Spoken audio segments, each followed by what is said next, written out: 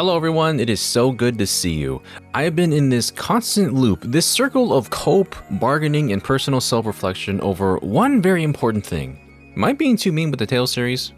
I never considered that this one little series that was relatively niche, and perhaps still is, let's be honest, to be some of my most emotional topics here on this channel. This is the 30th anniversary of the series. I've already gone into detail about the remaster project, that just is what it is. There are still more announcements to come. If nothing else, it's good to see that the franchise is being recognized. For as unusual as some of these remasters might be, like Phantasia for example, it will be the first time that some people are going to be able to play this game on Xbox or Switch. That's good! These are titles that are escaping their prison on PS3, with one more hopefully soon on the way. Making a series more accessible is always a positive, and I'll take a game that runs suboptimally versus one that I can't play at all. There's a point where it comes down to standards and personal preference. It's different for everyone. But I am done talking about the remastered project. For now. Because there's a wonderful group of people out there who are making sure that multiple titles in the Tales series are being remembered and accessible for Western audiences. Life Bottle Productions is a team whose goal is to provide resources and guides to translation patches for games never released outside of Japan. Just a year ago, I covered Tales of Rebirth, originally released on the PlayStation 2, after it received a full unofficial English translation. It's a really great title that I never had the chance to fully immerse myself into until this patch. There are other games that they have worked on as well, we could go on for a while about their projects, but I wanted to touch on the most recent one, Tales of Phantasia Cross Edition. This is the PSP version of the very first Tales game that released originally on the Super Famicom. It follows Kless, a young swordsman, and his best friend Chester, an archer from a humble little village. Very shortly into the game, disaster strikes, and Kless is thrown into a cell because of a unique pendant that has the power to unleash a sealed unknown power. He meets Mint, a cleric and healer, and together they go on a journey that eventually takes them through time itself in search of a way to defeat a powerful enemy called Daus. If you have played Tales of Symphonia, you might be interested to know that it's a prequel to Phantasia, taking place about 1,000 years ago. As such, there is a lot of connections between the two, from names, locations, terminology, down to actual characters themselves. No matter which one you've played first, it's very interesting to experience the other and see how the two tie into each other. So, I just want to briefly go over the history of this game in particular. Phantasia has always been in a strange spot for anyone that doesn't live in Japan. We never got the Super Famicom version of the game, back when it released in December of 1995. While this was the first game in the series, it introduced a lot of staples that still remain in Tales today. Notably, the real-time battle system has endured since this title, with some caveats. Veterans of the series might find it a little awkward when playing, as Kless has you dashing in to launch your attacks and then dashing back out against your will. The game ended up building itself around this back and forth attack and retreat style, which is one aspect of the battles that the series did not adhere to as the years passed, but it retained many other characteristics of JRPGs, like an explorable world map, towns, equipments, leveling up, stats, character interactions, dungeons with puzzles, treasure to be found, random but frequent battle encounters, just plenty of the things we can expect, even for the time. 3 years after its release, Phantasia would then be remade for the PlayStation 1, running on an enhanced system built upon its sequel, Tales of Destiny. It received updates that further brought it in line with the modern Tales of formula that we know today, like voice skits and cooking. The sprites and character designs were redone, there's more arts, less frequent battle encounters, and even a new optional playable character, Suzu Fujibayashi, who was only an NPC on the Super Famicom. Sadly, this also did not come to the West. A slight tangent here, in May of 2002, Namco entered a partnership with Nintendo that allowed them to develop exclusive titles for the GameCube and the Game Boy Advance. One game was their collaboration to create a new installment for the Star Fox series, Star Fox Assault. You know, when Nintendo actually actively was keeping the series alive? Another title as part of this agreement was Tales of Phantasia for the Game Boy Advance, released in Japan just 1 month before Tales of Symphonia. We wouldn't see Tales of Phantasia have an official English localization until this release on the handheld in 2006. This is sort of an awkward mix from the Super Famicom and PS1 versions, as this did not have the processing power of a PlayStation. The colors were also greatly saturated to compensate for the lack of backlighting on the original Game Boy Advance. It does have some extra additions, like some more side quests and the ability to chain more arts together in battle. This is the first and only time that Phantasia ever had English voice acting, as crunchy as it was. If there is evil in this world, it lurks in the hearts of men. But it's also, unfortunately, the least impressive version of the game. It's quite a unique hybrid when you consider all the separate pieces taken from previous versions, but you often won't hear fans talking too highly of this aside from the fact that it might be the one that was their first introduction to Phantasia. This was the case for me, and even though it's a weird little port, I still appreciated the time that I spent with it. And that brings us to the PSP releases. Releases. Namco really loves their first entry in the series. Next is Tales of Phantasia Full Voice Edition. This is largely based on the PS1 version, but has completely redone voice acting for story events. Hence the name. This is also this title's introduction to the Great System and the Great Shop, where you can carry over bonuses from previous playthroughs into a new game plus. We hadn't seen this be incorporated into Phantasia until the PSP release. By this point, Phantasia has fully evolved into a title that is much more in line with modern Tales games of today, just with a sprite-based art style. An art style that was iterated upon yet again, making the characters less chibi and more naturally proportional in battle. As far as the battle sprites go, we have had 4 whole unique styles of designs, UI, and graphics over the years, but there was still room to take it a step further.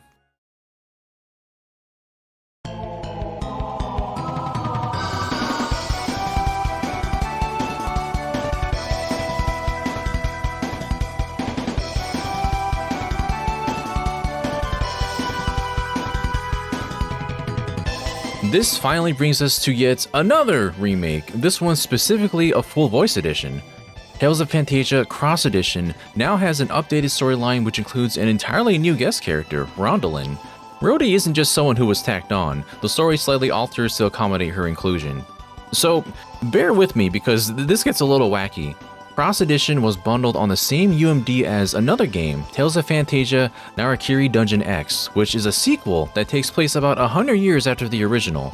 The two titles were meant to complement one another. Rondalyn is a playable character in X, and her story intersects between both this and Cross Edition. Some of her dialogue might not make any sense to you if you haven't played both, but it's pretty inconsequential to the main story of Phantasia that we're talking about. Her inclusion aside, the game has new mystic arts and the battle system was overhauled yet again. Previously, one of the biggest factors of battle was the way that whenever someone casts a spell, be it an enemy or an ally, the entire battle stops until the spell is completed. This has been the case for every single version of Phantasia up to this point. But now, battles will seamlessly continue while multiple spells are going off. This adds some desperately needed faster pacing to the gameplay. This, with all of the other quality of life improvements that the game has built up over the last couple of decades, creates what fans will call the definitive edition of Tales of Phantasia. But here's the thing, it was never localized. There absolutely have been unofficial translations of the Super Famicom and PS1 versions, but they sometimes have had some questionable scripts in their translation. These are some infamous, extreme examples of fan translations gone awry. I don't know what the vision was, and I'm pretty sure I'm never going to find out. But anyway, the point is, these games did not have the quality of life improvements that we may be a bit spoiled by today. All we really had was the Game Boy Advance version, and some of us tried to forget that that one exists.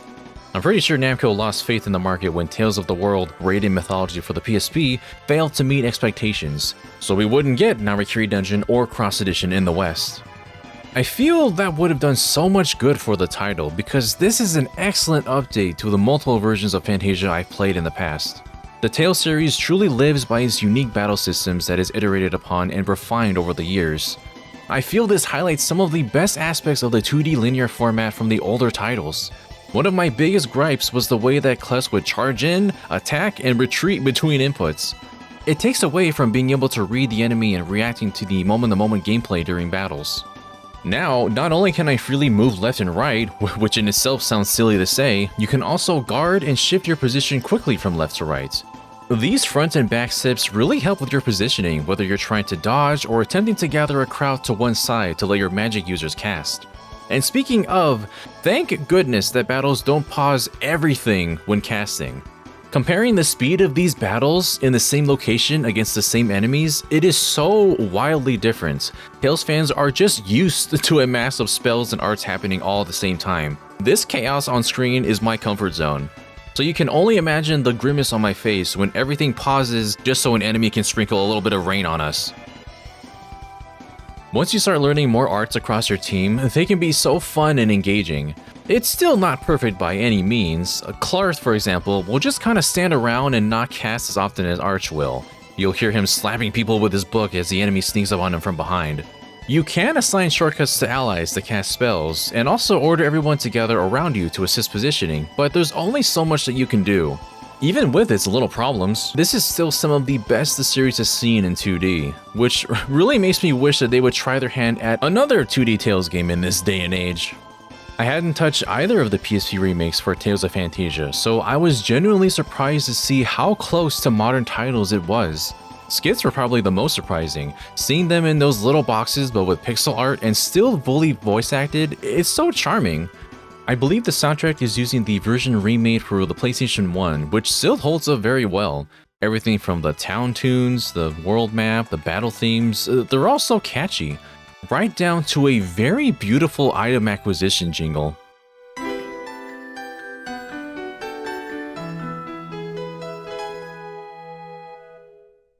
You may be familiar with series composer Motoi Sakuraba's other works like Kid Icarus Uprising and Dark Souls. He also works with Camelot, composing for games like Golden Sun and many of the Mario sports games, like Tennis.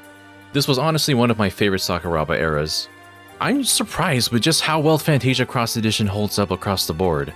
I think back to when I was playing Phantasia on the GBA and sort of just pushing myself through to the end in the latter half. I don't think it's bad by any means, it's just not paced very well when you're out doing battles. Light Bottle Productions have incorporated their own little tweaks to help make Cross Edition a bit more accessible too. The Holy Bottle item originally made it so that you would temporarily have a decreased encounter rate. But this patch gives you the option to remove battles entirely if you decide to use a bottle. They don't last super long, it's like using a repel in Pokemon now. And if you want to have it function like it did in the original, you can toggle the option off under the game settings too. The Sorcerer's Ring also has a little quality of life improvement attached to it. Originally, you had to equip it to an accessory slot to shoot the little fire out and solve puzzles in dungeons. Now, it's just a permanently mapped button once you obtain it, freeing up your slot.